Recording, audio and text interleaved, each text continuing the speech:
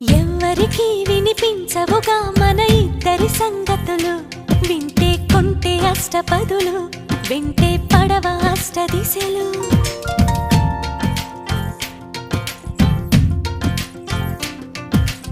ఎవ్వరికి కనిపించవుగా మన ముద్దుల ముచ్చటలు, చూస్తే జంట ఏని ఎదలు, మనకే తగులుతుంది ఉసురు.